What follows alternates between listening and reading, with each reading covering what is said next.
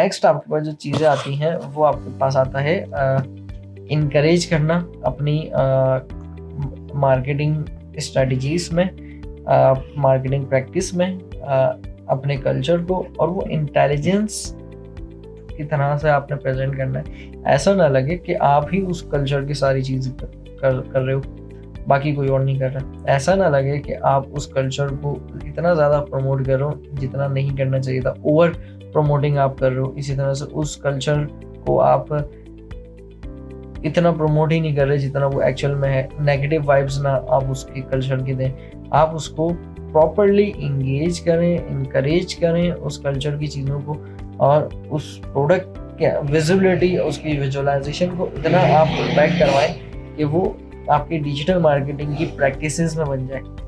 या फिर अगर आप प्रैक्टिसेस में नहीं आ रहे तो आपका विजुअलाइजेशन कंटेंट इस तरह का होना चाहिए कि सेम कल्चर के लोग भी उस चीज़ को देखकर इंगेज हों, और डिफरेंट कल्चर के लोग भी उस चीज़ को देखकर इंटरेक्ट हों। तो आपकी मार्केटिंग स्ट्रेटजी या मार्केटिंग स्ट्रेटजी का जो डेटा है आपका, उसके अकॉर्डिंग मार्केटिंग स्ट्रेटजी इतनी स्ट्रांग होनी चाहिए कि अगर मैं सेम कल्चर का ना भी हूँ तो मैं आपके ब्रांड के साथ इंगेज हो जाऊँ। अगर मैं सेम कल्चर का हूँ तो मैं आपके ब्रांड को इंकरेज करना शुरू कर दूँ। That is the main point, encouraging culture intelligence in digital marketing practice. आपने क्या करा, मेरे ही कल्चर को इंटेलिजेंस प्रैक्टिसेस के साथ प्रमोट करा, डिजिटल कैंपेन्स चलाई, उस चीज़ पर वर्क करा, इवेंट्स चलाए। तो आप मेरे कल्चर को इनकरेज कर रहे हो। इसी तरह से बाकी लोगों के कल्चर को भी आप वहाँ इनकरेज कर रहे हो। तो यहाँ पे ये सारी चीज़ें इम्पोर्टेंट रोल प्ले करती हैं वर्किंग करवाने के लिए। हमने काफ़ी चीज़ें देखी कल्चर के थ्रू, ऑल्दो इतना ज़्यादा इसका मार्केट नहीं है कि कंप्लीट मार्केट कल्चर पे डिपेंड कर रही है, ऐसा नहीं है। ये डिपेंड करता है आपके प्रोडक्ट पे। अगर आपके प्रोडक्ट कल्चर सिंबल से रिलेट है, कोई ऐसा प्रोडक्ट है जिसमें कल्चर का वाइब्स आ रही हैं, तो तब आप कल्चर रिसर्च को इम्पैक्ट करोगे। अदरवाइज आप कल्चर रिसर्च को इतना आप लोकलाइजेशन पे नहीं लेके जाएंगे, आप इसको स्टैंडर्डाइजेशन रेशियो पे लेके जाएंगे कि नॉर्मल अगर आपका कोई प्रोडक्ट कैंपेन है तो आप कल्चर को एज अ नॉर्मल वे में ही ट्रीट करेंगे, आप उसको इतना डेप्थ में जाकर ट्रीट नहीं करेंगे। आप उनके सारी चीज़ें सेम करेंगे, लेकिन अब बाकी ऑडियंस, जैसे हमने रेशियो रखा कल्चर सेम कल्चर चीज़ों को और बाकी डिफरेंट कल्चर की चीज़ों का, तो हमने वहाँ बाकियों को ज़्यादा प्रमोट करना और कल्चर की चीज़ों को कम प्रमोट करना, अगर आपका प्रोडक्ट नॉन कल्चर साइड की तरफ अगर जाता है तो।